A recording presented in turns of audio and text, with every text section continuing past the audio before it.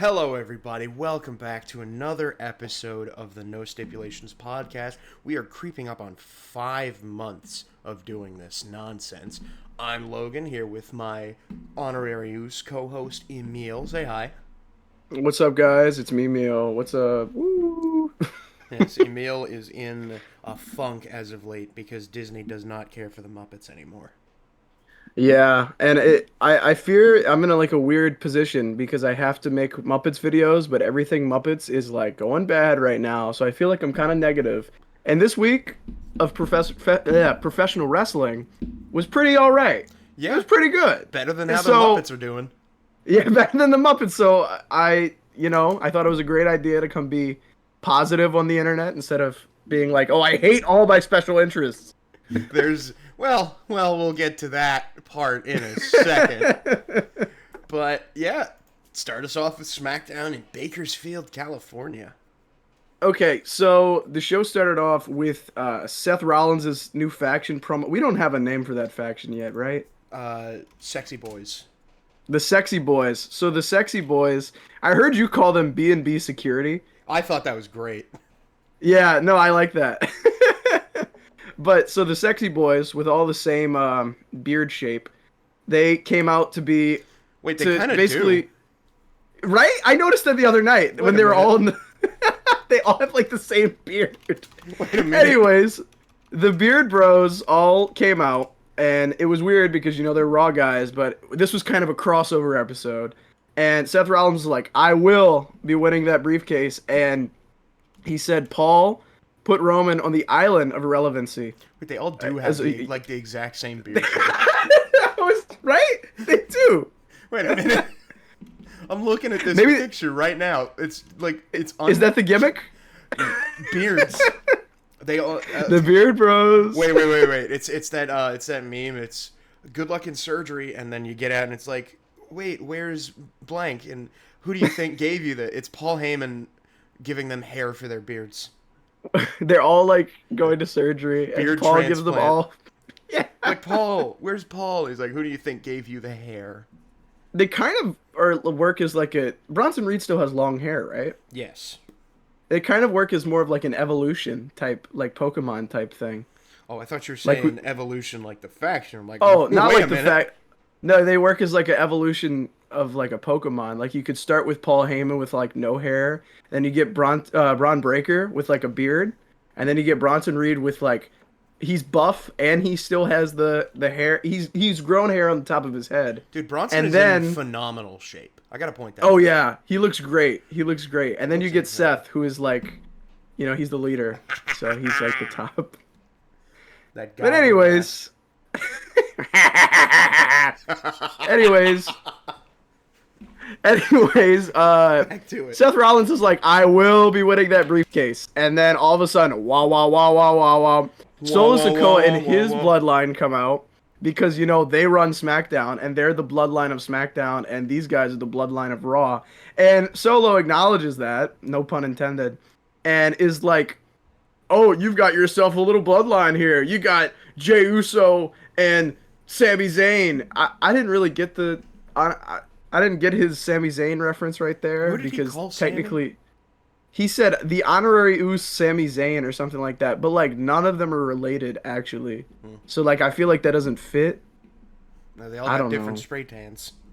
Yeah, different spray tans. um, he called. So basically, and then Jimmy comes out and attacks JC Mateo after Seth is like instigating another feud between Solo and Jacob Fatu, you know, because that's gonna pay off tomorrow. But Oh god. okay, how did that match go with the after Jimmy Uso came out and tried to beat up JC Mateo? Yeah, we got Jimmy Uso versus JT Mateo. Sure, man. Solo got an apron. He distracted the ref. Jacob did too, which distracted Jimmy. JC dove at Jimmy, but he took out Jacob, and Jimmy rolled him up. Yeah. So yeah, And then more Samoan silliness. yeah, SmackDown. we could.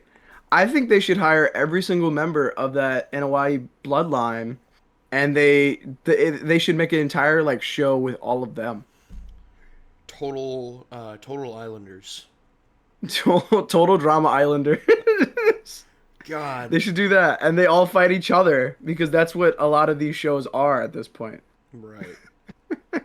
Anyways, there was a small backstage promo after where Zelina Vega walked past Julia, and Zelina says if she wants the title, she'll have to pry it from her cold, dead hands. But unfortunately, I don't think Zelina Vega knows that she can just beat her in a match. She doesn't have to kill her.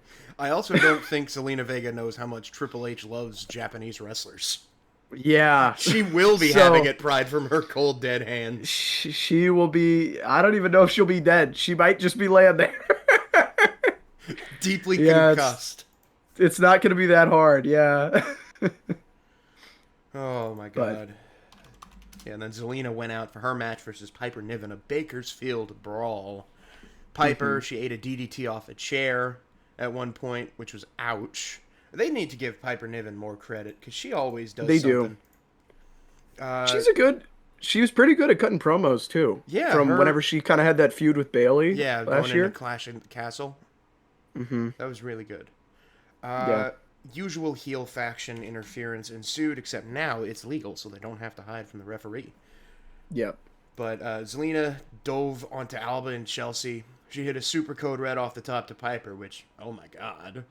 Yeah, that was cool. Alba broke it up. They beat on Zelina outside. Piper calls for the tables, which I feel like the crowd should have popped more for that, because she did the Bubba Ray. She's like, Alba, Chelsea, get the tables. She did do that, yeah. They set up the tables. Piper was on the ropes, but then Julia came out of the crowd, dove onto President Green and her security, Slagent A. President Green. Listen. She may have been deposed, but it was a coup. They need to recount the votes. That's the flag I stand for. Chelsea Green's America. Yeah, she's the only president. She's the only American president I'll salute right now. And she's from Canada. Yeah. But yeah, Julia hit Piper with a kendo stick, and Zelina powerbombed Piper through the table. Ow. Piper took some bumps in this one, man. And in a suit. I know, that's insane. Why are you doing that to her? I still can't believe they're making them wrestle in suits. And it's like, I'm sure there's some, like, micro fabric BS that makes it breathable. Yeah. But, like, if I had to wrestle in a suit and tie, I think I would shoot Triple H.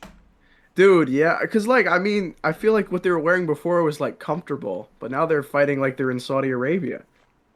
Like... No, it's not as bad as Saudi Arabia. They actually get cheered. Yeah, you're right. Here.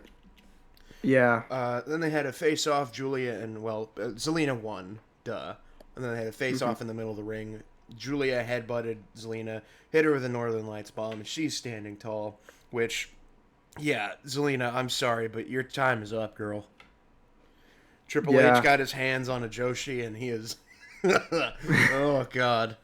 He is going to put Julia... I don't know when that match will be. It could be on a random episode of SmackDown, but I'd like it to be at Evolution. I'd like it to be Evolution, yeah. I saw someone say Evolution should be a 2-day event, and yeah. It should. I think it was Booker T that said that. Might have been. I don't know, but either way, I concur. It should be a moment for every woman on the roster to get a shot. Yeah, like I do understand the whole thing of like bringing Nikki Bella back for Evolution because they did that last time, but last time they didn't have as much like talent. Yeah, not as much talent and star power to build an entire women's PLE. Which I wonder how many. Maybe we'll save that for when we actually get to like promotion for the Evolution pay-per-view in that Nikki Bella segment. I was gonna say I wonder how many matches were on that card. Yeah, I was just pulling that up, but we'll talk about that. Because this time it's gonna be like 5. Oh God, it probably will be. Unfortunately, but okay. After we had our Slim Jim sponsored match, we have a little locker room segment. Piper got put through the Slim Jim table. Yeah, and Joe Tessitore. So help me God, if at the end of a blood feud, I hear Pat McAfee say, "He just snapped him into a Slim Jim," I'm going to burn myself alive in front of the WWE headquarters. It's so like a combination of sponsors and Pat McAfee is just a bad thing waiting to happen. all I'm saying is that I am excited. I'm kind of excited to see what they inevitably will put on a steel chair. I'm just excited to see what it is. Who are their We got sponsors right now? we got a Slim Jim table all over the span of this weekend. By the way, we got Oh, a yeah. Slim Jim table. We got a Fireball ladder. Yep. And then, maybe we'll get like what's something if you're drinking Red Bull? Papa John's. Not Red Bull. Fireball. The Papa John's steel chair. Papa John's pizza box chair. Yes. Oh, I No, would no, love no, to wait, hit wait. each other with pizza boxes. Cricket. Oh yeah, because they've already got the Cricket wireless chair. Chair phone. It's a phone and Chair a chair. phone, chair. They Yeah. ran that commercial so long after the And they- after the breakup of Alpha Academy.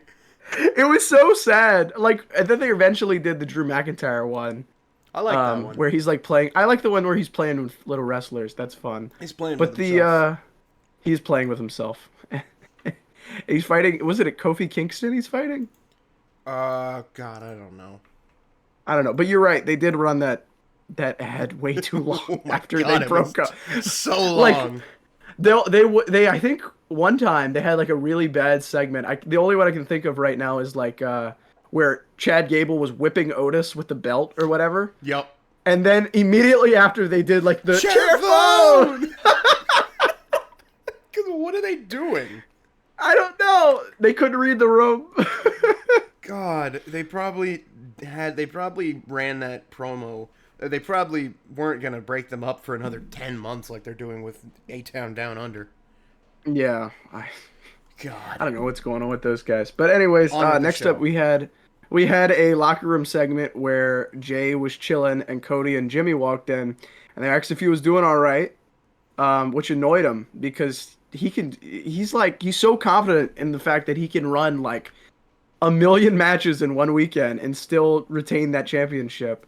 But thinks right he's- now he's worried about tomorrow. Bro yeah. thinks he's Stephanie Vaquer. He thinks he's Stephanie Vaquer, who wrestled 3 matches In over the 24 span hours. of like in 24 hours. That was insane. God. But yeet. No yeet. What? No yeet. Bro hates yeet. What is this? Oh, we'll get to that. Then we had Aleister Black. He had a promo before commercial, called out LA Knight for stealing the Black Mass knockout, pinning Shinsuke.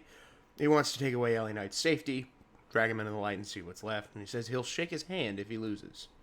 And then, We actually have the match. Yeah. Which is it. I like this because usually when they cut these promos, it's like, oh, it's Aleister Black on the show in a promo, and then you got to wait till next week to actually see these guys fight. But I like that Aleister Black did a little promo, and then LA Knight cut a promo in the ring, and said he's gonna win because it's his 3rd year in a row and 3rd time's the charm. I really did think he was gonna win. I think they wanted us to think he was gonna win. oh, we'll get to that. Yeah. But anyways, he calls out every competitor and apologizes to Aleister for stealing his opportunity, but pretty much says he had to because this Money in the Bank is very important to him. Black finally makes his entrance. Like I love 20 how minutes. dramatic. Yeah, it takes him a while, and then I love how dramatic his entrance is because it doesn't work for like it works. It's a good entrance, but it doesn't work for these kind of like, uh-oh, here he comes, and then he's like rising from the grave, and then he's just like, and he's like walking out real slow. I love Aleister Black, but like this is Hurry so up, man. funny to me. It's Like- like, dude, it's he like just got a whole Undertaker. promo. It Literally is. just Undertaker taking 20 minutes to get to the ring. For his funny. last WrestleMania, didn't they have him come up halfway up the ramp so he would hurry the hell up? I think so. Him and like, I feel it's like Triple H now has like are the 2 guys that have like the longest entrance now. I like that he just appeared magically in the ring for WrestleMania 40 Right. because then he didn't have to like da-da-da-da. Yeah, okay. So, all the way down. Okay, I actually have a list on Reddit from user Saint Ridley on r/square circle. For Jimmy Snuka, his entrance was 1:27. The match was 4:20. Jake the Snake, he 2 minutes 10 seconds for a 6:36 match. Oh wow. 1:58 for Giant Gonzalez. Why was his match with Giant Gonzalez longer than his match with Jake Roberts? Wait, what? You cut out.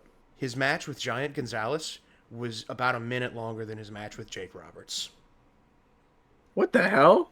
7:33 for Giant Gonzalez, 6:36 for Jake Roberts. Wow. His That's entrance crazy. for WrestleMania 9, King Kong Bundy, 3 minutes 1 second. And his match was 6 minutes 36 seconds. Then Diesel, 3.5 minutes for a 17-minute match. Okay. Psycho Sid, 3 minutes 40 for a 21-minute match. Kane, 4 minutes 22, 17-minute match. That's not bad. 2 minute 13 for Big Boss Man. Bless me. When did he become the American Badass? X7. Which match was it? So, did we get to that one yet? We didn't get to that That's one. next. Next? Okay. Yeah, and then he had a 9-minute match, 9-minute 48 match with Big Boss Man. Uh-huh. Was this the one where he Yeah. hung him? I think it might have been. Whose decision was that? Was probably Vince's decision. I mean, Well, yeah. okay, and yeah, this is definitely the biker entrance. WrestleMania X7 against Triple H, 1 minute and 28 seconds. Yeah, he was building up his aura all these years, and then he just became hurried up. a biker. Yeah. Rolling. Rolling. Yeah, you can't really go slow with that song. No. 18-minute match. Minute and a half for Ric Flair at X8 for a 19-minute match. This one was actually the Limp Bizkit entrance, which was Handicap versus Big Show and A-Train. Oh, okay. 4 minutes 16 seconds for a 9-minute 42-second match. Okay. And now he's back as the regular Taker. So he's 4:45 for a 7-minute 47-minute match. Oh wow, that one's crazy. Who was that against? Kane. Oh. This is 20. Yeah. 4 minutes 5 seconds for Randy at 21. It was 1 minute and 3 seconds for the Druids and 3 minutes without him. 14-minute match. Mark Henry, he was walking for 3 minutes 48 seconds for a 9-minute 22-second match. Oh wow. 5 minutes and 40 seconds for Batista at 23. That's great. 15-minute 51-second match. Is that a new record? It's the longest one so far. Let's see. Edge for 24, 4:39 for a 24-minute match. That's pretty good. This one, I think, has the best ratio. It's 4.5 minutes for Shawn Michaels at 25. This is like when Shawn came from heaven and Taker rose from hell for a 30-minute, 44-second match, widely regarded as the best match in WrestleMania history. Yeah. Mania 26, 3 minutes, 50 seconds for a 24-minute match. Not bad. 27, 4:23 for a 29.5-minute match. 3:44 for his longest match yet.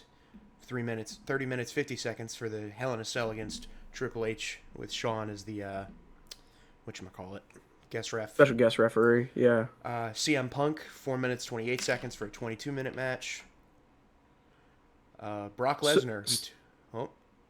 So he averages about like 5 minutes, like 4.5 minutes. It feels like it's gonna go up. Okay. His WrestleMania 30 entrance, 7 minutes and 4 seconds. See, that one makes sense though, because that's the one he lost. 25-minute, 12-second match. Awful decision still. Yeah. Okay, this was Mania 31. Bray Wyatt. I think he should have been the one that ended the streak if there was ever going to be someone who ended the streak, but I wasn't looking. Yeah. 4 minutes, 17 seconds for a 15-minute, 12-second entrance in the daylight, so he kind of had to hurry up. Yeah. Tell me why Shane McMahon and Undertaker went 30 minutes. I was at that one. 5-minute, 24-second entrance for a 30-minute match. What was the point of this? I don't know. Dude, wait. His entrance against Reigns at 33 was the exact same time as Shane. Oh, really? And he was already halfway down the ramp. Wow. He took his sweet time. Because WrestleMania, was it WrestleMania 33? Yeah. Which one did that have like the... Wait, it had like the roller coaster and stuff in the back. In That was Orlando. 33? Yeah. Okay. That was his last WrestleMania. Well, it should have been. That was a long ramp. That was a really long ramp. But he was still already halfway down it. Yeah. Imagine if he walked the whole thing. God, we would have been out there for an hour. Mhm. 23-minute match, and then Cena. I don't know how long that was because that's not on here. Yeah. But Well, yeah, that one was his longest was 7 minutes. well, that Cena match was only like 4 minutes. I wonder if that one was the entrance was longer for that one. He might have just gone straight. He might have appeared in the ring for that one, honestly. He might have because I think the whole storyline with that one was Cena wanted a match with the Undertaker, but Undertaker just wouldn't show up, so he Let's didn't know if see. he was having a match. Cage And then like match. earlier in the night, he was just 1.76 like, rating on Cage match. it wasn't a great match. No, it wasn't. It was. Let's see if they have the time here. They don't. What other rating systems can I use? WrestleMania 34. The Facebook video I'm seeing has this thing running 22 minutes. Hmm. Okay, Taker's entrance. The lights go dark at 2:36. Mm. Cena's going up the ramp looking for something, and then the lights go out. 2:34, the lights go off, and then Elias comes out, sings a song. What? I don't know what this is. Okay, so Elias comes out. Cena hits him with the 5-knuckle shuffle. He walks up the ramp. Then the lights go dark at 8:47. The lights are still dark at 9:30. Taker rises up behind him. Lights go out. Still going 4 minutes later. 6 minutes. 15. Okay. 15:52. That thing was nearly 7 minutes long. Yeah, I just found a Reddit post about it, and it says 7 minutes on the dot. Good God, man. Yeah. We gotta get back to this show because we've been yammering. Yeah, we kind of turned into Yapaholics this week. Anyway. Anyways, so they had a pretty good match. It wasn't really. I like Aleister Black. I like LA Knight. They had a pretty good match. And then the Beard Bros came back out because they were wreaking havoc this episode. And they jumped LA Knight, and they were gonna jump him a little more, but then Aleister kind of got involved, and that was pretty cool. I hope we see more of that in the future. But anyways, this was more of an inciting thing for LA Knight to be really, really mad at the Beard Bros. We had GM's segment next. Aldis and Pierce, they announced King and Queen of the Ring for Night of Champions, so that's a good thing. Jade was talking to Byron Saxton. She calls her shot. He asks her about Bianca. Charlotte steps into frame. You know she loves her sisters. And she tells Jade, she says, choose your friends wisely and don't have any at all. She calls her shot. Tiffany steps into frame and says, good luck. But, she doesn't mean that at all. Yeah. Next there was a Legado del Fantasma promo in the back. I have it as Fantasia. It's Phantasma. Phantasma. Yeah, that's why I mispronounced it. I read it directly off of there. Phantasma. Fantasia. Anyways, they just they didn't say much. It was one of those like pre-recorded like video package type things, and they were like, Mexico. Yeah, they said that. And they said that they're gonna establish. Says they'll establish before their people, their Mexico, who owns the world of lucha libre. That's what they were gonna do at AAA the next day. Like, sure, man. All right, whatever you say. Yeah, all right, man. Backstage again, that American Made with Byron Saxton. Chad calls his shot for winning the AAA title, and he says El Grande Americano is going to win Money in the Bank. Like, okay, man, whatever. Andrade walks by, smiles, calls Chad nuts. Penta steps in, they talk in Spanish. Creed brothers step up, and then a match is put together between the Luchadors and the Creeds. Yeah. Good old-fashioned American racism. Yeah, I mean, that's Chad Gable's whole character right now. JBL was frothing. They should bring JBL in to He was manage supposed to this be faction. at AAA. Oh, was he? Yeah. Oh, I didn't know that. I read something. He might have been there, but I'm not gonna lie to you. I was not in it. Like I was not. I was yonked or some whatever they say. I watched Mr. Iguana. Oh, dude, I was tripping.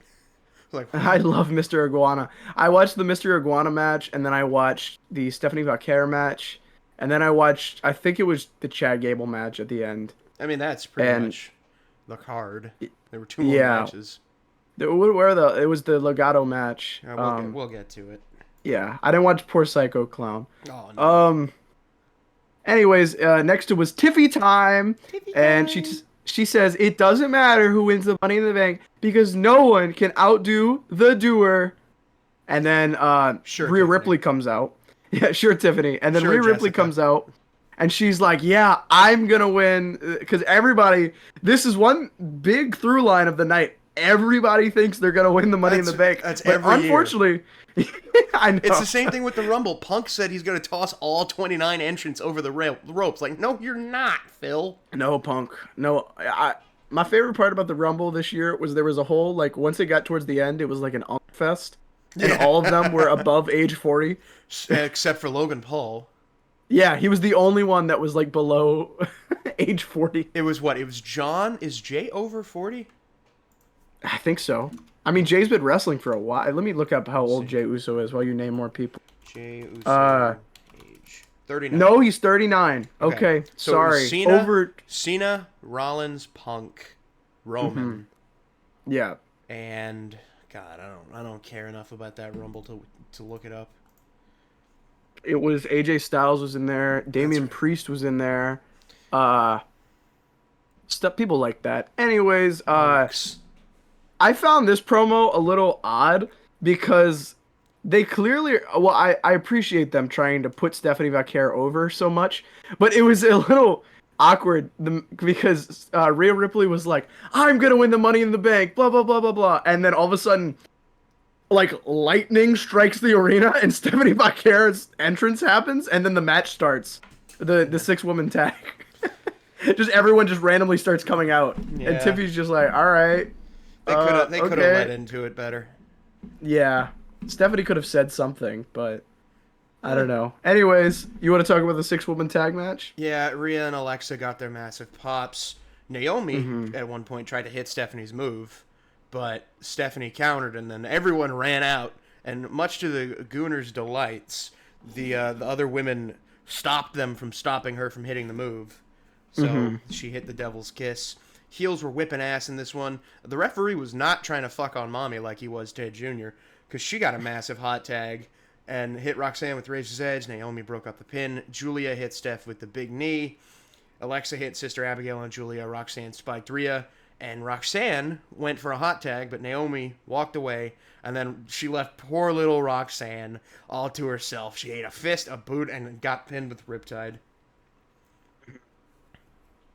And then we had a segment straight out of Evolution. the Disney Channel. Oh, I was going to say Disney Channel. Well, yeah, that too. Because it was like a sitcom, the way Yeah. Jacob Fatu just kind of pulled up. But yeah, it is similar to the Evolution segment. But Solo is talking to JC Mateo backstage, and then JC's like, dude, Jacob I have never heard Jeff Cobb talk. I did not That's know so that's how weird. he sounded. His voice does not match his like buff build. This big beefy Samoan dude, he's like, dude, what are we gonna do? He's like, dude, totally, you hate Jake. Why do you like Jacob Fatu? He's totally trying to ruin my life. Bro, And dude. then that's how he sounds. And I'm like, what the hell? But JC Mateo is questioning Jacob's loyalty to Solo. And Solo says he's all gas, no brains. And Yeah. then Fatu hears this and he starts just like growling or whatever. I can hear the Disney music, like you're talking about the Yeah. as it goes to commercial. I've seen the edit with that. Yeah, but I over mean, the- it was yeah. also just ripped from Evolution and Batista. Hearing was. Triple H and Ric Flair. Because didn't they do that with Bailey? When Yes, she was actually, kicked they out of did Damage that Control? at the beginning. Yeah. February of 24 last year, Yeah. after Yeah. she won the Rumble. Mm-hmm. But we're gonna talk about Damage Control kind of later. Anyway, Yes. the Wade was kind of taking us into another segment, but then we get the static on the screen, and Bo Dallas appears in front of us. I loved the way they cut into this because because they were totally. I thought my TV jacked up. I think they need to do this for all the Wyatt segments. Like, have you just like, oh, they're showing the signs. Yeah, it looked like a mistake, and all of a sudden, Bo Dallas was on the screen, and that was sick as hell. He says, grief takes time, doesn't heal. It's a festering wound that keeps getting ripped open, and you don't forget. You can only accept that which cannot be changed. Which banger line, and he calls out the loyalty and trust in the tag division. He says, "Is that bond unbreakable? Or they plan to test their brotherhood?" And he tells them to accept your condemnation. We will not be forgotten. I like heel Wyatts. I feel like they're in that place where can you really call them a heel? Because they're not like doing bad things because they're doing it to all these kind of like bad-ish people. Well, no, you know? It's just DIY. Oh yeah, that's true. What did Nathan Frazier do? Yeah, you're right. DIY are bad because honestly, there's no big heels besides DIY in the tag division. Los Garjas was there. I think Pretty Deadly are technically heels. They're not, but they weren't in this big next segment where I love this segment by the way. They were doing a lot of like absurdist humor this episode, and I was loving it. They had as soon as this promo was finished, it cut to the entire tag division in Nick Aldis's office just watching the TV. They were all just chilling. But DIY said that there's no reason that they should have taken the fall. The Prophets say that the Wyatts can get the smoke. I like this too because it also felt like an 80s horror like slasher. Right. It's like, all right, this guy can't be that tough. Yeah, they're all like, we can take him down. And everybody dies. Yeah, that's what it felt like to me the whole time. Chad Gable shot dead backstage. I think they should lean more into the spooky wookie of like Chad Gable getting shot backstage. Right, because I loved that. Yeah. And then this can tie into El Grande Americano, where in that moment, it was no longer Chad Gable. It was the spirit of a long-lost luchador who's wanted to revive his career. He possessed him. He possessed Chad Gable. Dude, we're cooking. Give me the book. Fire Triple H and giving it to us. God, I would be a terrible booker. I'd have Gunther reign for a year. 10 years. Yeah, I would just push all the guys I like. It would be well, I mean that's what Triple H is doing. Punk would have a 10-year retirement tour. And he wouldn't have been gone for 10 years. He would have been on his 10-year retirement tour. Yeah, he would be in WWE for the 10 years and he would have a new t-shirt every single place he went, just like Cena. But God. Anyways, the Prophets say that I've said this, but anyways, Fraxium says that they aren't forgetting about the titles, and they called out Uncle Howdy, and Axiom says that they should teach them a lesson. Champion. Oh my God, what is up with me today? I can't read the words. Ciampa seconds it. Shelley and Saban say they're putting DIY feud on the back burners and say they're taking care of it. Aldis looks terrified. And I love it during this segment. It was literally just Ciampa and Gargano being like, yeah, you guys do that. Go, go, go, go, go. Yeah. I like that a lot. He's literally like, I don't want to do this. You got this. Go take care of it. Oh, God. Yeah. Luchadors versus the Creeds.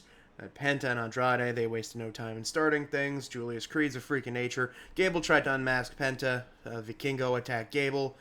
Elbows to both Creeds. Canadian Destroyer to Julius to win. And after the match, Rollins and crew arrived. Spear, Senton stomped their way to standing tall. Tsunami to Penta. After commercial, Paul Heyman cuts a promo about who the future is again, and he starts putting over Seth for winning the briefcase, but Cody's music hits.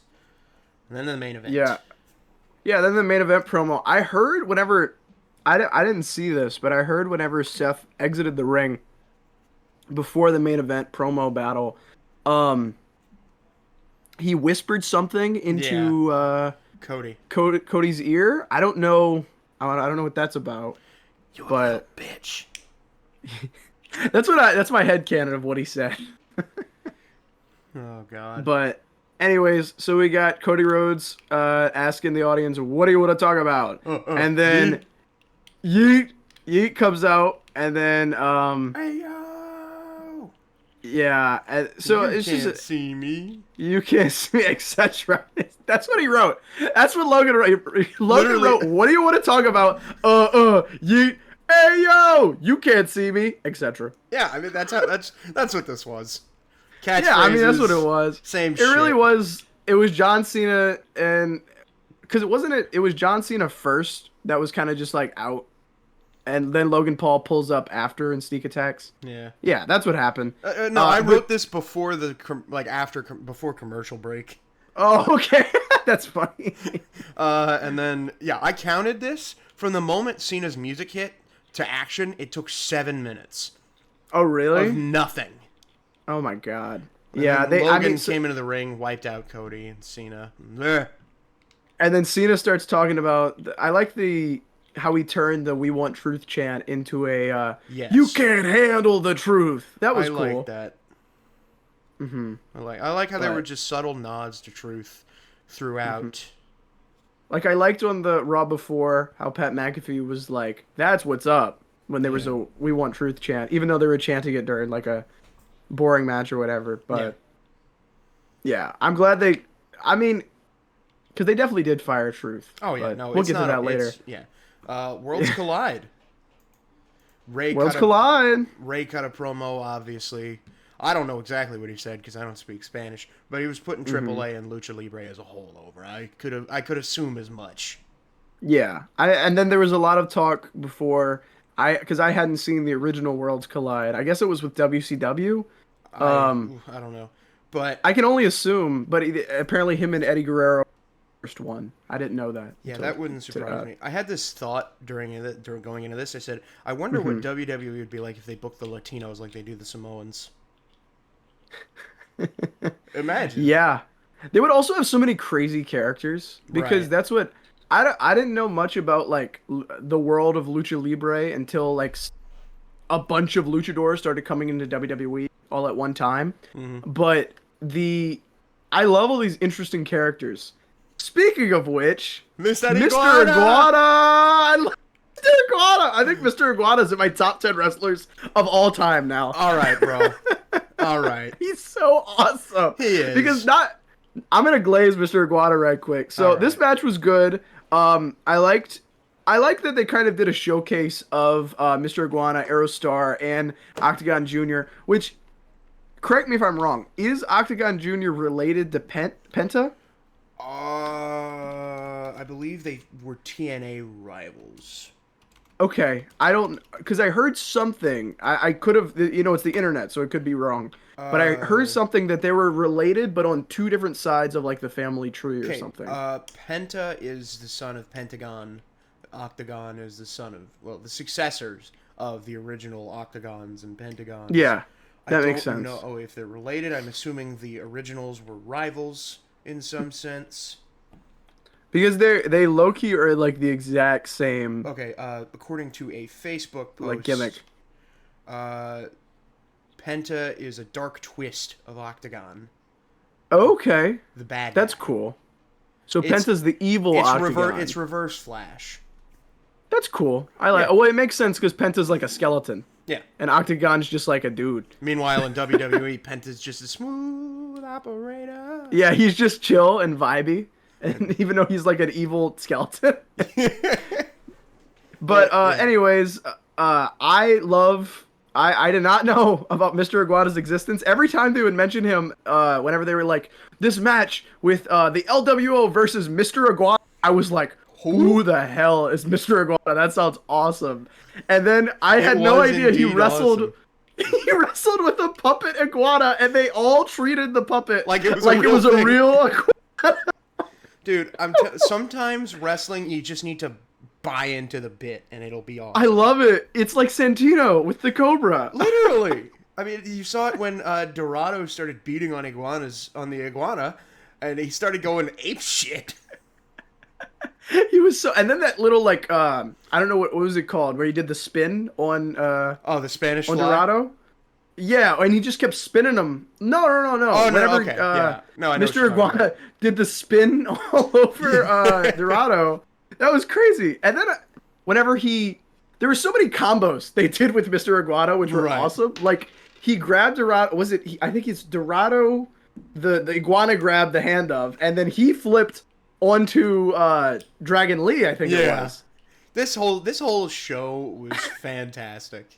It was great. They definitely need to do more AAA shows combined with WWE, I believe especially like. Triple Mania is next week, Is it? and they have Joe Hendry is going to be there. I saw Nick Nemeth was on the poster as well. So is Moose. Moose. Yeah, I'm probably gonna Moose. check out Triple Mania. Yeah. I'm glad they're like doing cross because dude, the Triple A guys are pretty cool. Yeah. Besides Alberto Del Rio. Yeah, he might not be there anymore. Well, and the guy who tried to kill Stephanie Vicaire, and the one who accompanied him. Yeah. Mm-hmm. Anyway. But Mr. Iguana's awesome. Yeah! They won. Dominic was in the crowd, talked down on Ray. Octagon loved Ray, and they started fighting. And then Dominic called out Octagon for a match at Money in the Bank? Yeah.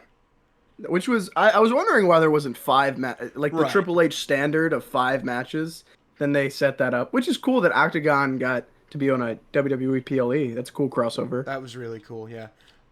Stephanie and Lola versus Chick Tormenta and Dalise. Lola was wearing a Cuban flag outfit. Chick Tormenta actually recently lost her mask after staying under it most of her career. I think Lola kept up really well, despite her being the least experienced in this match by the good bit. I think so. She was doing really good work. And I think this whole show was a good mainstream introduction to AAA. I say mainstream because this is the first time I think they're being fronted to an audience in the States. I'm more than aware of how beloved they are in And Mexico they were on and everywhere else. Yeah, well, they were on YouTube too. They had like how many millions of viewers? Oh, I don't know. I didn't look at that. I see. probably should have. I feel like that's a Worlds given. Collide WWE YouTube live stream. But I'm gonna add in a note since we're talking about the Lola Vice Stephanie Vaquer match right now. 3.1 million. 3.1. That's great. I'm glad that a lot of people tuned in. Yeah. But I think that Lola was like they kind of set Lola to kind of carry a good portion of the match. Right. Like because Stephanie was going to be in a ladder match. She was in a ladder match later in the day, and she was 6-woman tag. I think that's why Stephanie did 2 tag matches over the span of 24 hours because they didn't want her to die. But yeah, I'm glad Lola Vice definitely kept up because she was also carrying it, and then they did the Devil's Kiss thing together. Oh yeah. Booker was somewhere dead. That dude had fallen over. He was twitching laying like a on his possum. wife's couch, twitching. And just his death, the little air that escapes from him when he died is, oh yeah, man. Oh yeah, man. Chucky Ducky Quack Quack. Okay, we gotta move on. Where we As I said, to a goon? Is that what you're gonna say? It was in the back of my mind, but I was gonna say before we die. Anyways, Legado del Fantasma went against Psycho Clown. How do you say Dr. Wagner? Dr. Wagner Jr. He is the son of Dr. Wagner Jr., which makes him Dr. Wagner the Third. So he just didn't want to be Dr. Wagner the Third? Well, he's the son of Dr. Wagner Jr. Oh, is that what the beginning? I don't speak Spanish at all. I took French in high school. Yeah, is that what that means? Yeah, Hijo is son. Okay. And then Del is of, and then Dr. Wagner Jr. is Dr. Wagner Jr. Mm-hmm. And how do you say the Pagano? Okay. As I said earlier in the podcast, I did not watch this one too intently, but what I did see was about there was a lot of diving out of the ring in this one. Oh my god. There were bodies hitting the floor like crazy. Like, what was that match in AEW where they actually played that song? Oh, the Anarchy in the Arena? Anarchy in the Arena, yeah. There was a lot. Bodies hit the floor. Let the bodies. They have what do they have? They have that 4-hour special tonight. I'm probably gonna tune into. What, AEW? Yeah, they've got something. That's Let's cool. see. What channel is that on? I don't watch AW that much. Summer Blockbuster 4-hour live show. It's gonna be on. That's just the match card. Oh, we got Will Ospreay versus Swerve Strickland. Ooh, I love Swerve. Shit. Might need to tune in. I might need to tune in. And then it's gonna be on TBS TBS. Okay, I might go check or that on out. Max. Starts at 7. Okay, cool. We I got might go the- check that We out. got the Hurt Syndicate plus MJF. Thekla. No, wait, that was the last week's card. But yeah, it's gonna be a good show. Probably gonna tune into that. Anyway, yeah, Yeah, I mean there wasn't too much to discuss after that. I mean there was just a lot of bodies flying everywhere Legato for won. that. Legato won, And we which had a is fatal 4-way for the North American title, which was really good. I did tune in a bit to this one. So I guess I kind of watched the whole show. Yeah, I was Evan- just kind of in and out Yeah. because it was so early in the day and I was like doing stuff. Yeah. But- Ethan versus Ray Phoenix versus Laredo Kid versus Javon Evans. Ethan chose to be in this match a high flyer for some reason. Everyone in this match was on fire. There was one hell of a sequence at the end. It was Spanish Fly to Laredo, Ego's Edge to Phoenix, Cutter to Ethan. I lost I lost track of the moves. There was a Cutter to Laredo. Ethan throws Javon out of the ring, hits a twisted grin on Laredo to end it. And the match was just awesome. I think multi-man matches are where it's at. And I'm sorry, but I need to talk about Chad Gable versus Vikingo. Matches You can. like this really piss me off. Because Chad Gable is such a good wrestler. But they're only pushing him when he's in that stupid, borderline racist mask. Yeah. This whole match was incredible. I think it was the best match of the weekend. It was insane. I jumped off my couch at least 10 times. And then, I can't believe they used the table because they typically don't do that in like singles WWE matches, you know? Right. And I'm glad That was awesome. Yeah, I love it when referee has discretion. Like when they're like, okay, he didn't really do. Okay, it's fine, sure, man, no bell. Yeah. And then They used the table mercifully- and an iguana, you know? mercifully, Vikingo hit the 630 for the win. Holy shit, dude!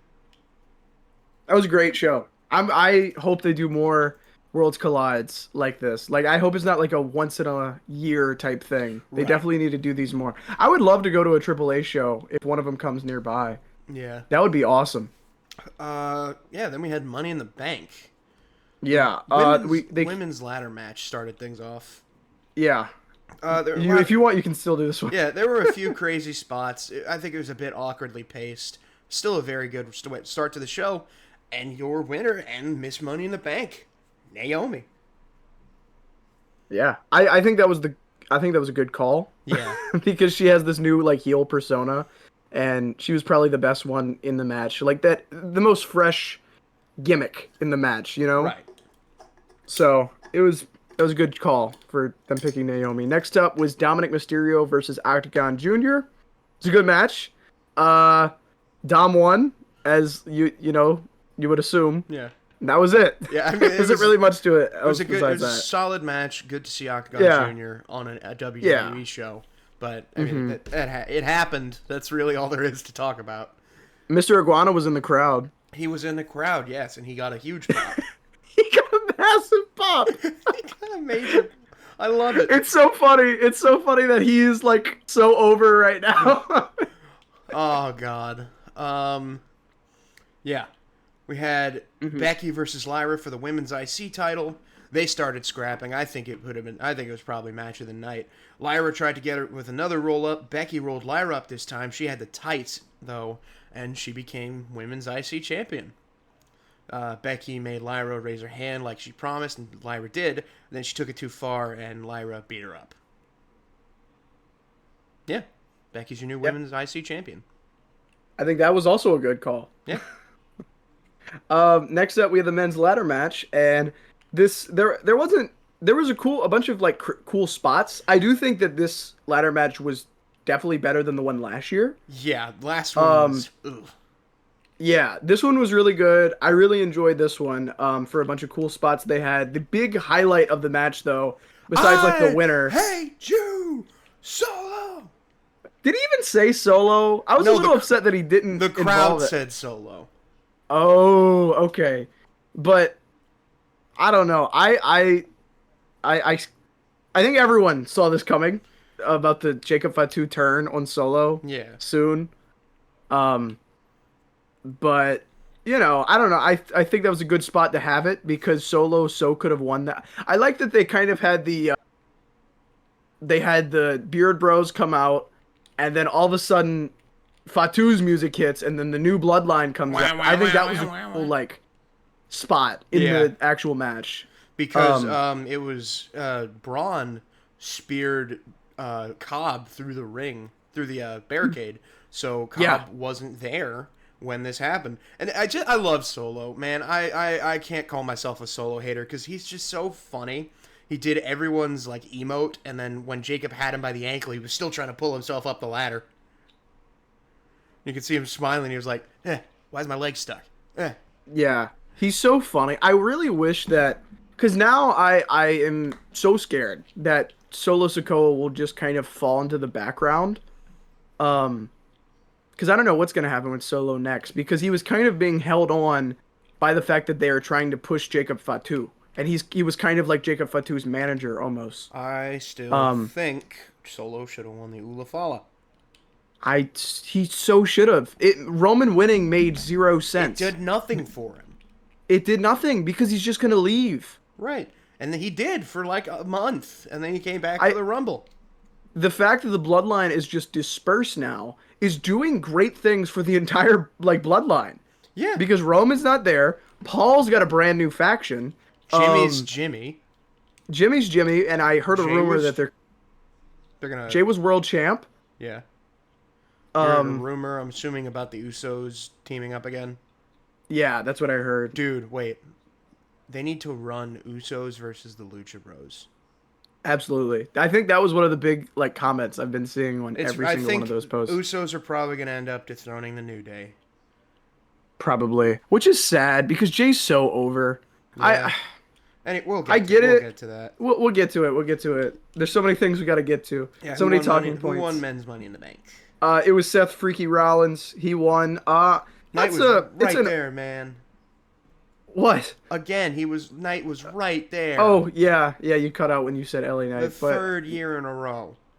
I feel so bad for LA Knight. He's the white Shelton Benjamin. Yeah. Except he's actually over. He is really over, and it's so weird because he's been over for 3 years. For 3 years, and that's how many times he's almost won the bank. Absurd. I would say you need to do something about this momentum, but I don't know if this momentum will ever stop for LA Knight. Honestly, yeah. But then we had the main event. Yeah, it was okay. Shockingly entertaining. Yeah. Cena hit Cody with the title, but out of nowhere, a masked man attacked Cena. And I will tell you in full honesty, I thought it was Travis Scott. You did? I thought it was Travis Scott in a mask. I was hoping and praying for R-Truth.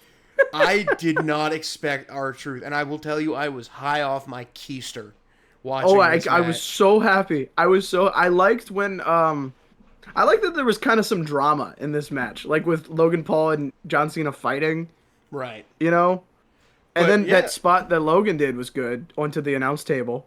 Yeah, him holding that camera was stupid, though. It was stupid if he would have landed the move. I like the fact that out of nowhere Jay hit him and then the camera just... No, I'm talking about the one on the top rope. Yeah. Well, he did that and then Cody grabbed him. Mm-hmm. Yeah. I liked it. I don't know. It was everything wrong with WWE. Yeah, it is. It definitely is, but it was a more bearable thing. Yeah. Anyway, R-Truth pulls off the mask. He was brought back to the company. He cost Cena the win. Cody hit a crossroads to pin Cena. What in the world? Yeah. That was Money in the Bank. That was an awesome end to... I don't think there's been a crazy, crazy end to a pay-per-view since this. Since WrestleMania Night 1. Yeah. It's been a while. I mean, would you call Truth getting RKO'd by Randy Orton crazy? Not really. I don't think it was. I don't think it was that great. That match was good. Like I thought it was a cool match. The Backlash match. Yeah, it was all right. It wasn't a technically fantastic match, but I love the part where like Randy RKO'd everyone. Yeah. That was cool. But anyways, Cena is apparently not gonna acknowledge. Well, he acknowledged the R-Truth thing a little bit, and he said he's a gimmick, and he said he's kind of like we're gonna forget about him in about a year. By the way, we're starting Monday Night Raw. Yeah, well, I'm sorry, I forgot for Logan to say. Just completely checked out for a second. Sorry. But we are on Monday Night Raw from Phoenix, Arizona now. Yeah. Sorry, Logan. Thank you. Anyways, but where do I put the time code for that? Wait, what? Do I put the time code on when you said it was Monday Night Raw? Do I put it after when you started talking about it? What? When I started talking about it, I think that would be better. And then you can have the little correction of me, like, of you saying, hey, Bill, you're jumping the gun. Yeah. Oh, God. But anyways, John Cena started the show, and he says that as I was saying before, he makes fun of R-Truth, says he's kind of a gimmick, and we'll forget about him in a year, and he counts down his dates. I've been enjoying the little date countdown thing because I forget how many appearances he has left. Right. He's also not overdoing it. He's doing it like once a big moment happens, I think. Yeah, after Mania and then after this. Yeah, I think it was the halfway point, basically. Yeah, I think he had 36. This was 18. Yeah. So he's got 18 left after that. Yeah, he's got 18 left. Because he got to 19. But yeah. Anyways, he's yapping a bit about how he's the greatest of all time. He's doing his and then suddenly I'm transported to whenever I was a child and I first fell in love with professional wrestling, and CM Punk music hits, and that was crazy. I was so excited. I was shocked because I didn't think that the one point where they were going to do Cena versus Punk would be in Saudi Arabia, considering everything he said about Saudi Arabia. What are your thoughts on the potential of Punk having a match in Saudi Arabia, and do you think he's actually going to go through with it? I think he's going to do it. I mean, I don't know. I don't really care, to be honest, if he's wrestling in Saudi. I don't personally like the Saudi Arabia shows. Cinema, yeah, cinema when he gets written off 2 days before. Yeah, I remember seeing whenever there was like a post like Punk's gonna work almost every single pay-per-view this year, and it was like Punk the night before Saudi Arabia show, and he's on a stretcher. Yeah, but I will see. We've got a couple of weeks. Yeah, I don't know. I think he's gonna do it, and I think I'll be all right the internet's if he does it. Tearing him up. Yeah, I mean, God forbid a guy like changes his mind over some money, dude. Yeah. I mean, he is getting that blood money, but he's also at the same time. My thing is, everybody's pretending that just because he's working in Saudi Arabia means he suddenly doesn't care about the issues he cares about. But now, but I mean, he wrestles in the United States all the time. We suck. Have a problem. Yeah, we kind of suck right now. So, I think it's nice too, because there are a lot of WWE fans in the Kingdom of Saudi Arabia that are genuine. Like, I don't think they specifically did a lot of stuff wrong. You know, it's like a weird thing because there is a lot of CM Punk fans in Saudi Arabia. But I don't know. It's such a weird topic. Lola Vice just posted a video to her Twitter with Mr. Iguana. Really? That's awesome. Yeah. She's moving her hips and he steps in with the iguana. I love him. He's got his tongue out and everything. Dude. He's already so over, man. Anyways. Moving on. Punk is going to fight Cena in the Kingdom of Saudi Arabia. Everyone's mad about it. And then Seth comes out and goes with his money in the bank. But he literally he's standing there menacingly. And then he holds it out. He just wants... He's like, hey guys, look at this thing. You see this? You see this? Look at that guy. If one of you wins, I have this. I think if Punk does win, he's so gonna cash in on Punk, and Punk's gonna hold absolutely. it for like a few seconds, because that would work well with the story that they're doing with Punk and Seth. It would be weird if Punk ended John Cena's tyrannical reign, but I also think they could do a swerve of like Seth maybe messing up. Seth could maybe kind of mess up Punk's chances of beating Cena. Yeah. Without him cashing in. I think that could be something they could do with that. But anyways, moving on. Yeah, King and Queen of the Ring announcement. They showed us the bracket. Asuka's in the women's bracket? They're just telling us that? What? I when I read it, I was just like, wait a minute. It was kind of one of those things where it's like, okay, Charlotte Flair, Jade Cargill, Asuka, Kairi Sane. Wait, Asuka? What? That's what I did. And then whenever they were like, Asuka's coming back next week, I was like, she sure was in that bracket. Yeah. What the hell? But then in the men's bracket, they have a mystery entrant. Yeah, I don't know why they just didn't do 2 mysteries. That's a little weird. I think it's time for the Czar to return. That would be cool. Imagine that at SummerSlam. Oh. They might run that. Night 1 SummerSlam main event. Gunther versus Ilya Dragunov. Oh, he's got to win King. I can't see him not winning King of the Ring now if he's in it. I think it's either going to be him or Sammy. I don't see them running back Sammy Gunther already. Yeah, I would kind of hate that. I'll be honest. I would kind of hate if it was Sami Zayn. And it's nothing against Sammy. It's just like there's other things we can do with this. Yeah. I think it might be a little like praying too much to have Ilya Dragunov come back. But I don't know. Imagine Triple H was like, okay, Ilya's healthy? All right, Jay, I'm sorry, man. It's time. He sends Gunther out there to win the title. Yeah. And he's just, I can imagine, he loves his Europeans and his Japanese people. He does. That's what I don't know, I guess we'll see next Monday.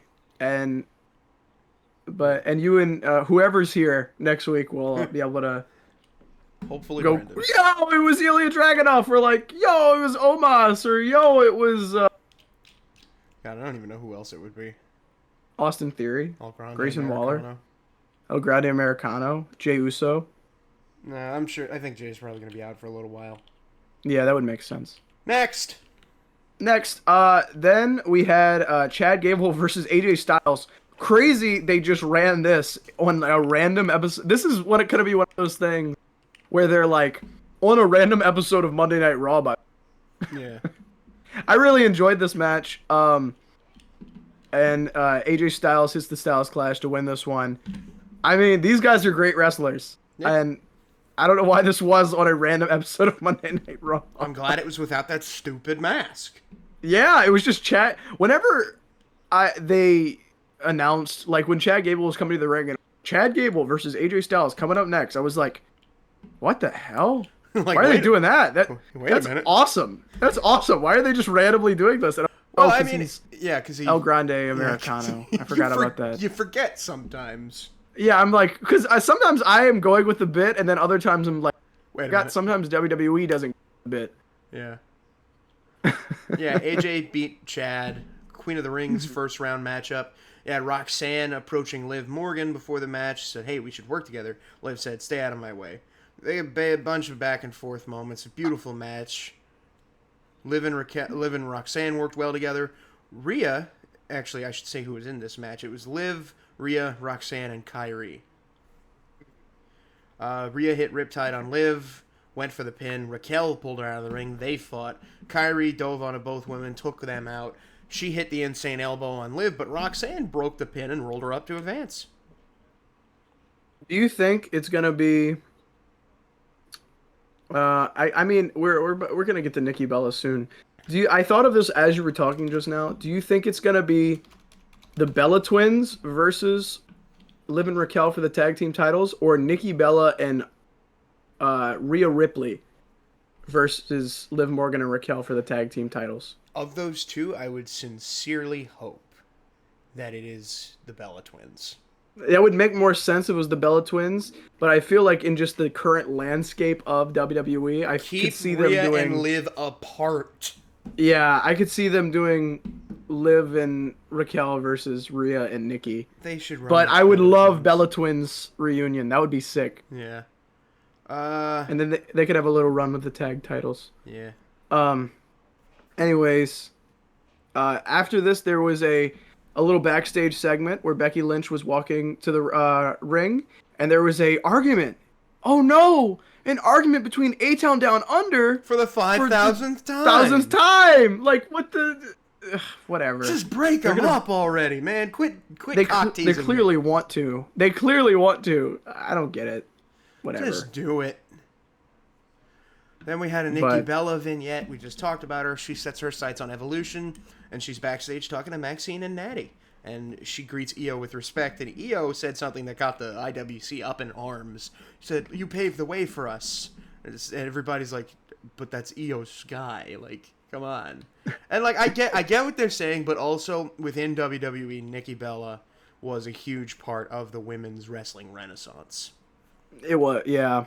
So Yeah. within the company, Nikki did help pave the way. Within the world, though, it was Within the world, let's be serious. Yeah, but I mean, they had to do. I feel like using the world champion to put over like a Hall of Famer. I mean, that's our Io Sky lunch for the day. Yeah, I guess. I wish She Io hasn't Sky wrestled was since in it more. WrestleMania. Mm-hmm. What the I hell really are thought they were gonna doing? do. I was really worried they were gonna end up doing like a Io Sky versus Io Sky and Kairi Sane versus Judgment Day for the tag titles. Like Yeah, I that know would what have you're been talking about. bad because that's a world champion that's just not like defending their title on the All Women's Lyra and pay-per-view. Becky. Yeah, Lyra and Becky had a segment next, and this is I think this is gonna come to a big triple threat at Oh Evolution. shoot! I forgot to put in the rest of this segment. Oh, I remember what happened. Anyways, Becky Lynch comes out and she's like, "What? I don't get a you deserve it. I've done everything. I've done Becky belts. I've done the elimination. I wrote a book and now I'm the Women's Intercontinental Champion." And I'm still a bad bitch. Yeah. And then she's like, "How about Lyra Valkyria come out here if she's bad? I think you like broke my arm." I like Becky as a heel a lot more than I like Becky as a face. Becky's entertaining when they just let her go crazy. Yeah, and she's going insane. I guess she, in this situation, it's like similarities attract because Seth as a heel and Becky Lynch as a heel are like great. Anyways, Lyra Valkyria comes out looking like a lunatic. She was stomping down to the ring, She dude. was walking out like a cartoon character to the point where Becky Lynch was like, "Why are you got like that look?" Like she looked constipated. She did. And then all out of nowhere, by God, Bailey appears and Holy makes her crap. big return and starts, as Logan puts, molly-whopping her. Can I say something about Bailey and no one gets mad? It's just me and you, man, that exist on this plane of existence right now. God damn! What? Bailey, man. God damn! That was it? Look, I said if I say any more, I'm gonna sound like a freak. You're going to sound like what you were thinking about earlier. Huh? About how you almost said gooner? Oh.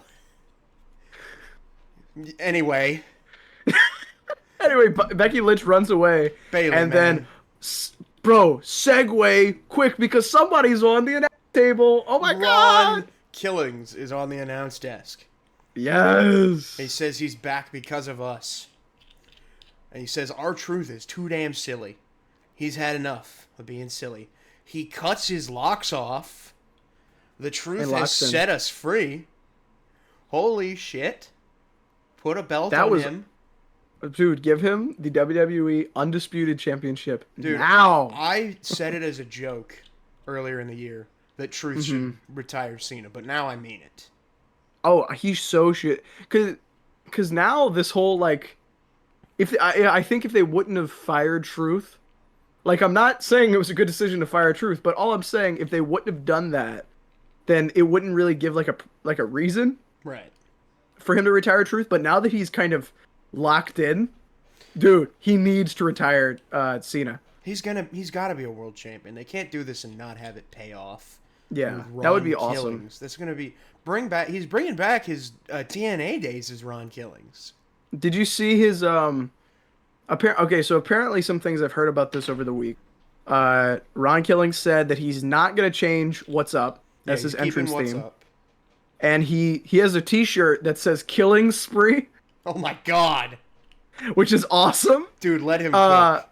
And then there was a little promo he cut on like an Instagram video, and he said something like, "Sorry, R-Truth, I've got control now."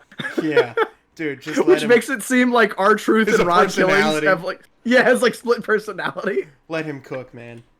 Dude, let him cook hard. Oh my god. You want to make Saturday night's main event matter? Have Ron Killings beat John Cena. That would be awesome. In Boston.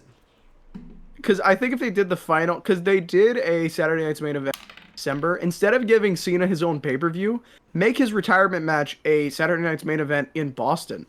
I'm pretty sure that's what it's going to be. That would make the most sense. There is a Saturday night's main event in Massachusetts in December. Oh, well then that's it. That's what I'm saying. Cena's retirement match. That's what I'm saying. You want to make that I didn't know matter?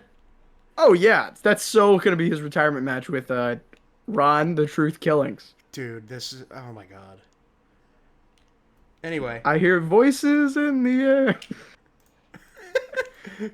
air. Anyways, cut to the Judgment Day Clubhouse, and Finn is being sus that Dom is in the tournament. And he's not in the tournament, guys. Finn is a glorified loser now, so he's like just mad at the world. Finn Balor. Anyways, Roxanne is playing them like a fiddle, and Finn is always just mischievously grinning in the background in these segments. He's so... I hate you, Dom. I hate you, Liv. I don't know what impression I was doing just now. That didn't sound like Finn Balor, but that's just how Finn's been the past week. Pretty much. I high-key think that, like, if they Dom and Liv like break up or leave Judgment Day, it's not gonna be the same. It doesn't feel the same as the Liv Rhea Ripley thing. No, because Dom just looked kind of like, "Hey girl, what's up?" Whatever, and she's like flirting with him, and he's like, "Okay." I think it's surprising because you can tell Dom's character actually likes Liv. Yeah. And it's wherein Liv was tempting him with like, "Hey, I'll make sure you're good," and then like he liked the chicken nuggets like a few weeks ago. Yeah, but like that's about it. She gave Carlito a poisoned apple. He's gone now. Yeah, she's a witch. She canonically murdered Carlito. Roxy the witch. God. But yeah, I mean, it's just so funny because now where in Liv, he was like, "Oh my God, is he gonna leave Rhea for Liv?" Now it's like, "Who are you, small child? Mm-hmm. Where are your parents? Yeah, leave me and my girlfriend alone." It's kind of, like the first time they interacted, the vibe was, "Oh, they're gonna do the same exact story," but and now it's just Perez. Dominic is confused, and Finn's like, don't you want to like?" Finn's like, don't you want to leave Liv and piss her off a little bit, don't you, buddy? And then Dom's like, "What are we talking about?" Dom's like, No. And Finn's like, "Come on, though, it'd be so cool." And he's like, "You're 40, bro. You're 40, bro. If you want to break up the Judgment Day, just let me know. Just leave." But yeah, Dominic's wife is the strongest woman alive. My God, man. Oh my God, yeah. Give me. I saw she was like backstage for WrestleMania or something like that. Yeah, something like that. When he won the IC title, yeah. Yeah. Either way, the Judgment Day needs to be done. End it. This Fallout started last year at SummerSlam. Yeah. What the hell? Get it over with. Come on. Yeah, it's been going on a while. Anyway, we've been doing this for an hour and 14 minutes. Well, let's kind of speed through the rest. Then. King of the Ring qualifier, Penta versus Dom versus Sammy versus Braun. Hell of a sequence outside the ring at the end. Sammy did the Arabian press. Penta jumped at Sammy. Dom took out Penta. Braun dove to the announce desk to take out Dominic. Braun speared Penta on the outside, but then LA Knight drops Braun Breaker outside the ring, so he might finally be out of the Bloodline vortex. And then Sami Zayn hope so. hits a haluva kick and pins, I don't know, it was Dom to advance. Mm-hmm. It was Dom, so I guess technically Sami has something to say. Oh, I deserve an Intercontinental Championship win, but no, Again. Sami, don't do that. Go for the world title, Samuel. Yeah, go, man. Anyways, next up we had a AJ Styles interview backstage. They were talking about AJ dealing with Gable and Seth, and the situation finally developing between. Eventually, the camera cuts to like a different part. It doesn't cut. They like say something's going on over there. Let's go. A man is falling into the river in Lego City. Basically, and then they go to the river. Grayson Waller's talking with the New Day about how he's in a toxic relationship with Austin Theory, and the New Day is like, dude, we would defend these titles, but everybody else kind of sucks. There's no tag team division, so we're kind of the champions of nothing. There really isn't anything in that Raw tag division. There's nothing. There's also nothing in the women's tag team division. That's why I think the Bella Twins are going to come back. Speaking of the Bella Twins, well, after this, there you go. We had an Oscar return vignette. Good God Almighty! Finally. Then we had Nikki Bella, her first promo in forever. I'll talk about this segment so you can talk about the Gunther match because I feel like you would want to. Nikki Bella cuts this promo, and she says there's so many good people right now, and is putting over Evolution. She's like, there's Rhea Ripley, there's who did she say, Io Sky, there's Stephanie Vaqueraqua. What was that? She did not know how to say Vaquer. She's Hispanic, man. She said Stephanie Vaqueraqua. Stephanie Vaqueraqua. And then she says, but she forgets to say Liv Morgan within that little quick segment. And Liv comes out and she's like, why did you not say my name? Why did you not say my name? This was actually like a really good sequence for Liv, though. No, I did like this. Feels like a feud that's like new for Liv Morgan, which is weird because she hasn't had a new in like years, it feels like. And basically, they start saying, well, I have this championship. Liv starts saying, I've got this championship, and I have a boyfriend. And then, you're obviously, divorced. taking a jab at Nikki Bella's real-life divorce. Oh, my God. Yeah, which apparently they're not above that anymore. No, I guess not. Because this is the second time it's happened this year. Anyways. Bring back Cena. Cena's heel, man. He's heel. He's gonna treat her wrong again. He was gonna actually treat her better than he did on Total Divas. Yeah, maybe if he's heel in WWE. He was a dick on Total Divas, dude. What if he's a face in real life if he's a heel in WWE? You ever thought about that? I mean, he is a face in real life. Yeah, already. you're right. Anyways. Anyways, and then Nikki's like, well, who does Dom actually belong to? Blah, blah, blah, blah, blah. And then Liv gets really mad, and she hits her with the Oblivion as soon as she walks out the ring.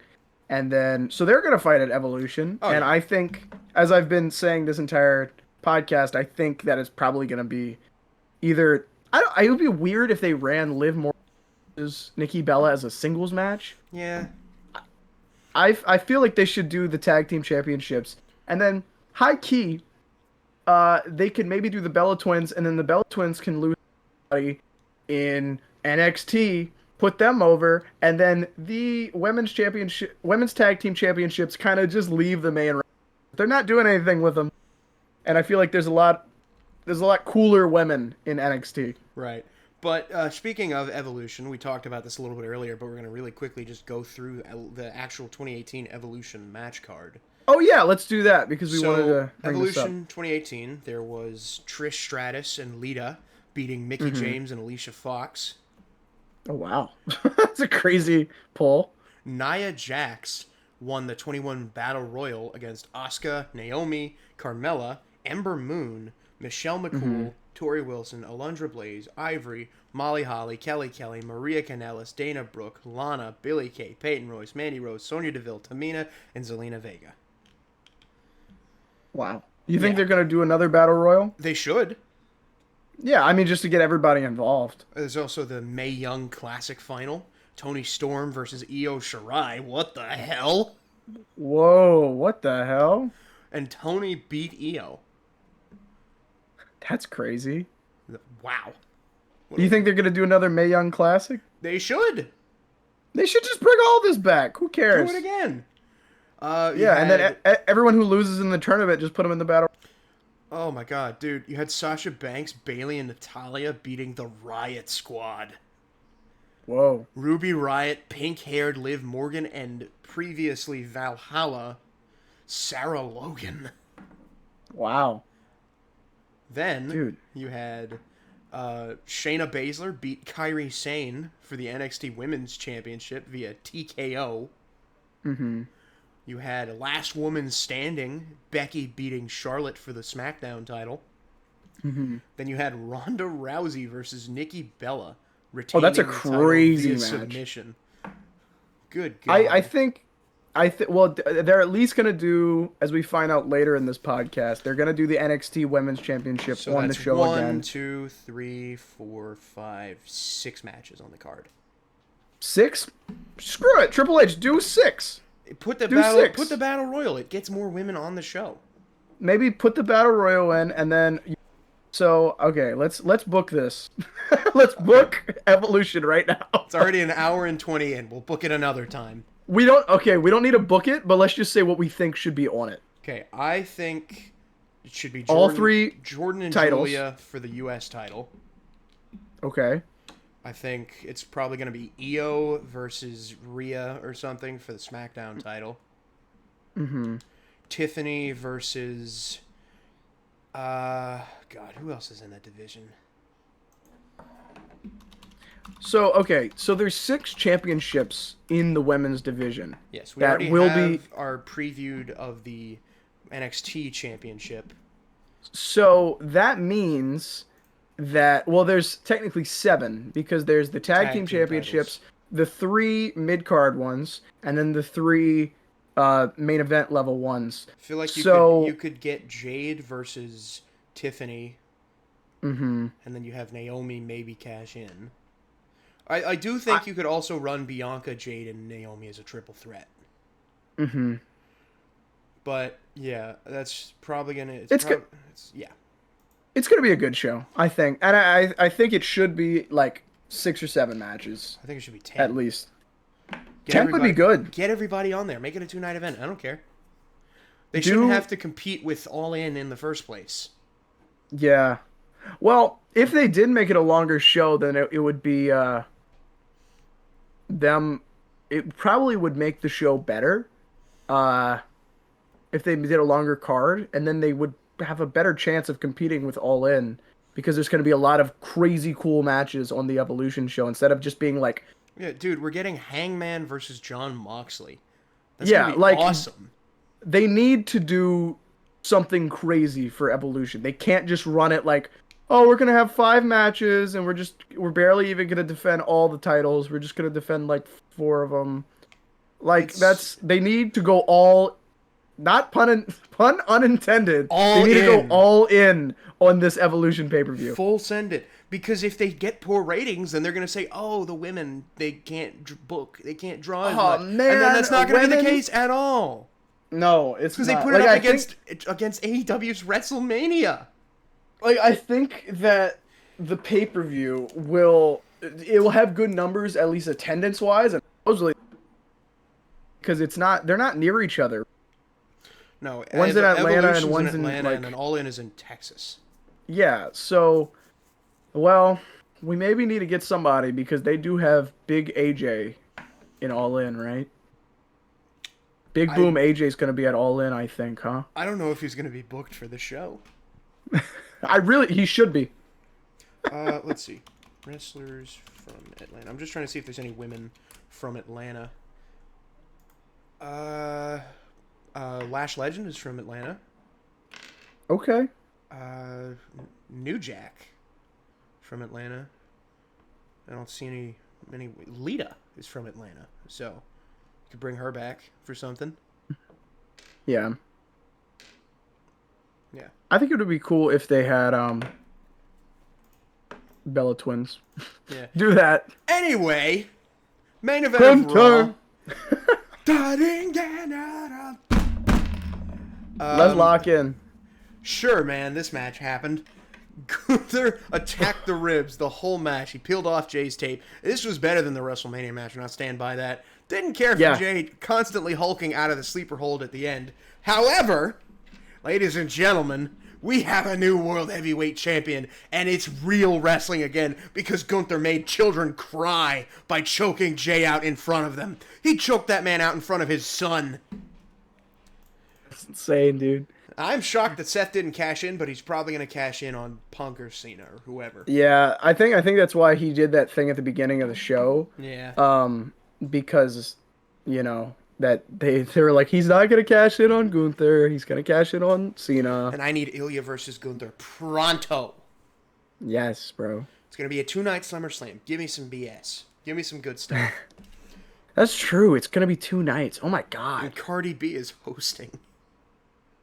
And y'all, none of y'all, what is it? What does she say every single freaking commercial? God, none of y'all better, I don't know. She does something and then she tries to do like a Let's stop trying to elbow imitate drop. Cardi B. Yeah, you're right. I should stop that. Okay. Let's just zip through NXT. I'll get the first match in the opening segment. Now we're on NXT, guys. What up? Oba Femi gets attacked in the NXT parking lot, as you do in the opening segment. That parking lot that is the hood of NXT. So glad they included that. Sucks. In the what? In the video game, they have backstage brawls, and one of the locations, the NXT parking lot. You just let people fight.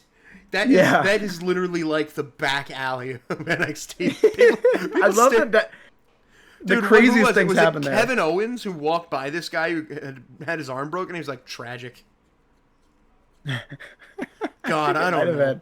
It was funny. But anyways, they started off the show with a North American Championship match. Crazy work. I don't know why the main roster doesn't do stuff like this. It was a very entertaining match it was between Ethan Page and Sean Legacy. What a name. Sean I had never heard of this guy. It's from Evolve. Yeah, I realized that. I haven't watched Evolve. I haven't either. But he was pretty good. Anyways, he lost. And then Ricky Saints attacked. Wait, that's literally how I wrote the script for AJ's WrestleMania match. I'm like, he did all this cool stuff. Oh yeah, by the way, he lost. Moving on. But yeah, anyways, as celebrating, Ricky Saints comes out and rocks him. Ricky needs to teach ass whooping classes because good God, man. Yeah, man. Oh Lord. But backstage, Fatal Influence. JC's asking Ava, "What's your deal? You didn't tell me you signed the Glamour, who was unnamed at the time." Laney Reed steps into frame, slaps JC Jane, calls her shot, slaps her again, and JC says, "I'll put the title on the line tonight." And Ava says, "All right, sure." Okay, I high-key did not watch the culling match. It happened. It happened, yeah. What was Logan, what was the highlight of this match? You skipped the promo entirely, by the way. There was a promo? There was a segment before this. What?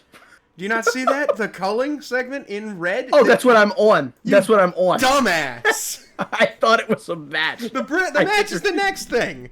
I didn't watch this part of it. I'm sorry. I don't know what it is about Tuesday nights for me. Lock in. But it's just, I need to lock in on Tuesdays because I'm just always the busiest I've ever been on Tuesdays. Read the thing.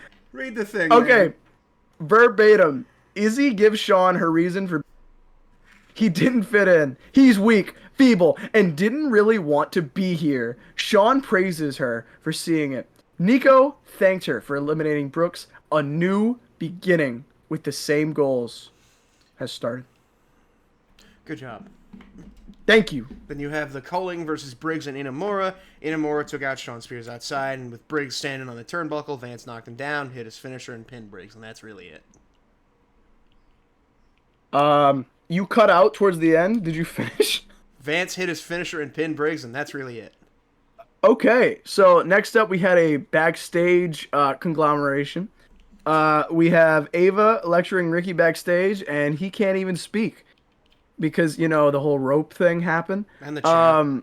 And the chair. He just got the hell beat out of his neck. She tells him to go home, and he grumbles away. Sarah tried to talk to Oba, but he's still being looked at. Chase U segment. Uriah and Kale are still idiots, and Andre is crashing out like old times. He finally gets them to agree to do things his way. Time to go back to class. I like the Chase U stuff. Yeah. And then we have the introduction package for the Glamour, and her name is Blake Monroe.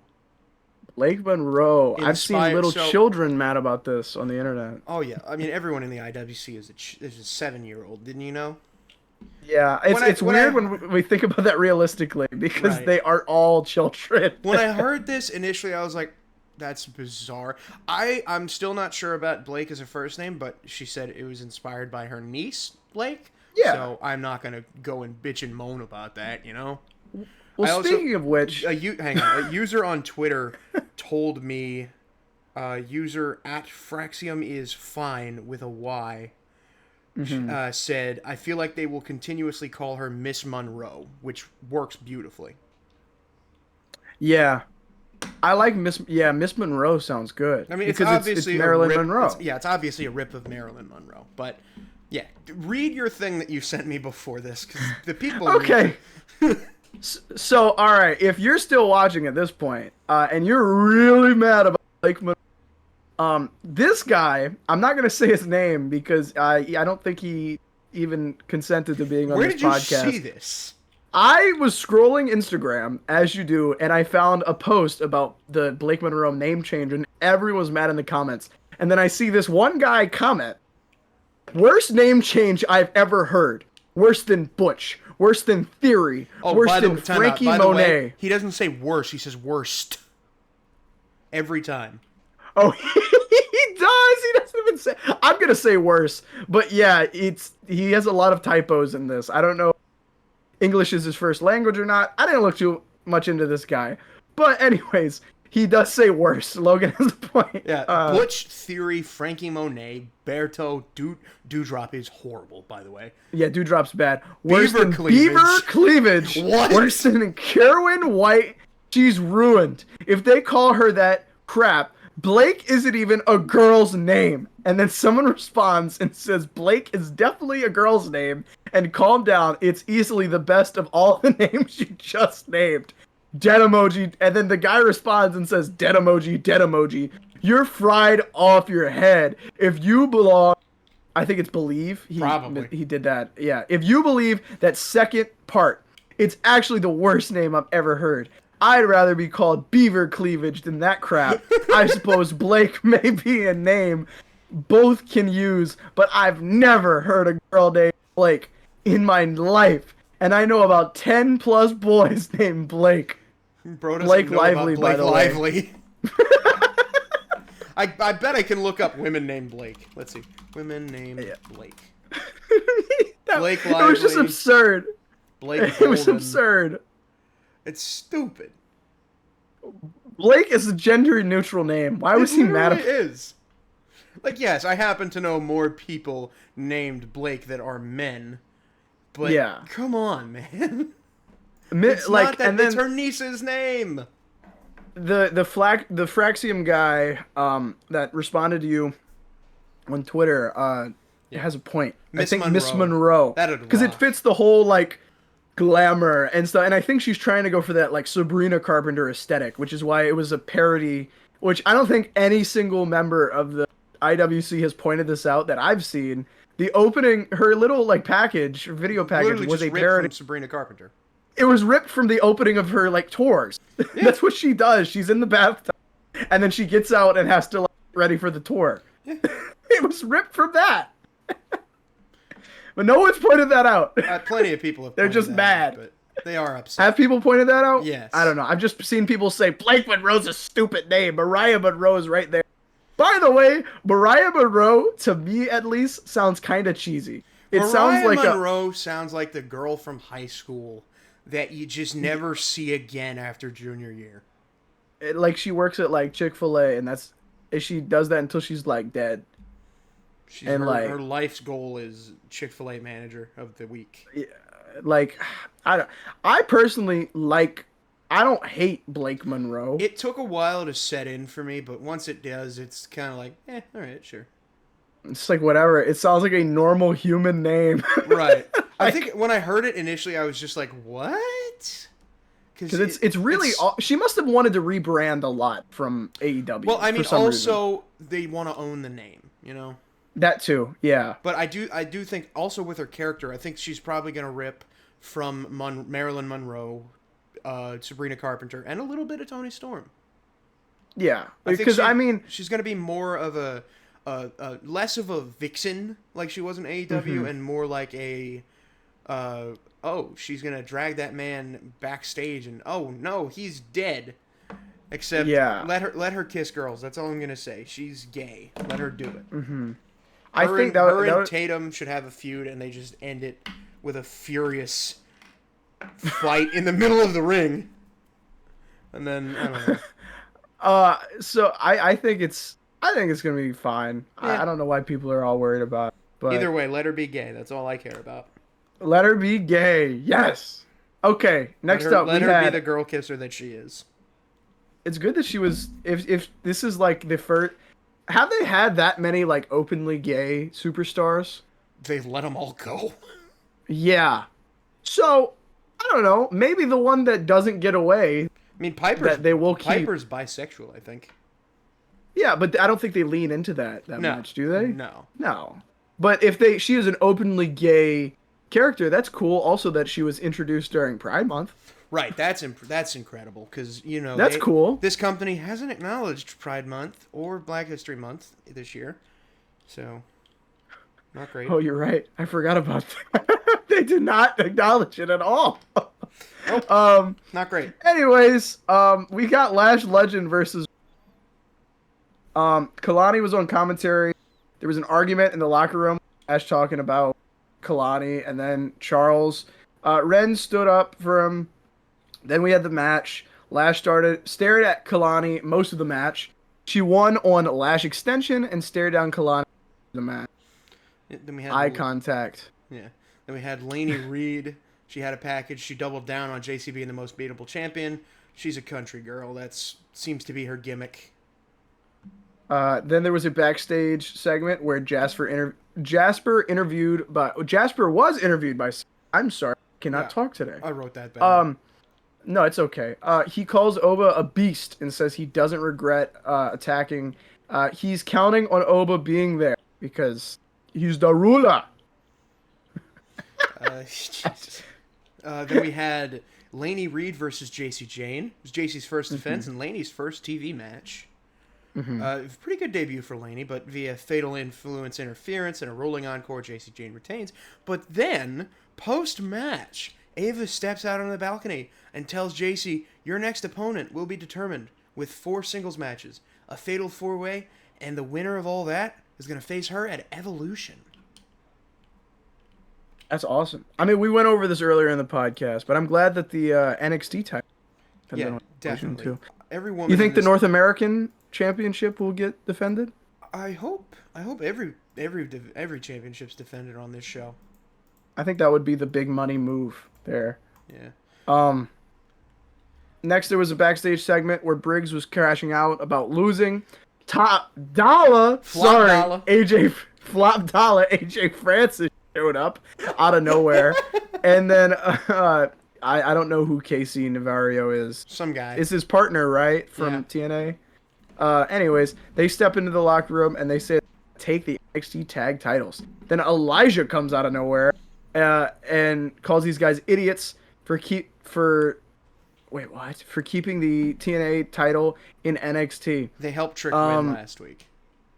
Oh, did they? Yeah. Yeah, I didn't watch that either. They put Santana through a table. Okay. Well, that makes sense. But, yeah, I like all these TNA crossovers and how AJ Francis will just show up out of nowhere. Top dollar. Top flop dollar. And then you cut to Luca on the phone taking care of business, and then Tony still doesn't trust him, but Luca plans to prove him wrong. I don't know. Prove him something, and I then think it was to prove his loyalty or something. loyalty. Yeah. Then prove him wrong works. Either way. Guess. Then we had NQCC. Anyways. I'm not gonna lie to you. I wrote this segment from the toilet. I was in another room. And I just kind of overheard it. So if there are some things wrong with this segment, I'm sorry, but I couldn't hear it right. The gist of what I understood is that Chuck was upset about Miles leaving, but he wished him luck. Miles just says he's never going to forget the group, but he's officially on his own. Tavion wants his freedom, but Charlie refuses to let him walk away. And Javon Evans is there for some reason, and I'm sure there's a match that was made of that somehow. Yeah, and it'll be like at one point, you know. And then they had Tony and Luca versus High Rise. Stacks appeared mid-match with crowbar run, but Tony threw him out of the ring. Luca grabbed the crowbar and Tony saying he knew exactly what Luca would do. The distraction leads to High Rise pinning Tony for the win. Yeah, that doesn't help Luca's case much at all. No. Then we had Trick backstage with Sarah. He calls out Santana and Elijah. He says he's in first class. And then we got a Trick in first class versus Brigamora and Elijah next week. Next, the NXT title tournament. Thea versus Jade Parker. Lash Legend versus Kalani Jordan. Zarya versus Zarya versus Izzy Dame. Yeah, my bad, bro. Zarya versus Izzy Dame. Your mic keeps cutting out. I'm sorry, girls. My bad. Lola Vice versus Jordan. They're gonna get you. Have you seen that little kid on Instagram that is like a WWE commentator? No. There's this little kid who's like looks to be about 12, and You can believe that my social media does not consist of children, Emil. Okay, well, he'll pop up for me, and he's followed by, like, Santi Zap. So, like, Santi Zap knows about him. And he literally... I'm not hating on this kid. I started YouTube very young. But he does, like, the same thing that, like, all the internet wrestlers do. And they just talk about, like, his predictions and stuff like that. He was yammering on about something. He popped up on my For You page earlier, and I was on about something. He was like, Jordan Grace is not getting a fair shot. He's very country too. It's like Jordan Grace is not getting a fair shot in something. Blah blah blah. I don't know. He was mad. He was angry, and apparently he said all the internet was mad about something. I was like, I don't know, kid. I mean, one thing I noticed about this is Blake Monroe is not in the tournament. Yeah. Interesting. Which is interesting. I wonder if they're gonna put her. It would be weird if they put her in the mid card division. Be weird if they didn't have her on Evolution. Yeah, that was a big buy, and they're going up against AEW that day. I feel like they should put Blake Monroe on. But then we had our main event, an hour and 43 minutes into this recording. Finally, Oba Femi versus Jasper Troy. Jasper threw Oba into the turnbuckle. He just completely destroyed it. They fixed it though. Oba hulked out. He threw Jasper into the barricade and threw him back into the ring for 2 falls from grace to retain the title. And goddamn, this was just big meaty men slapping meat.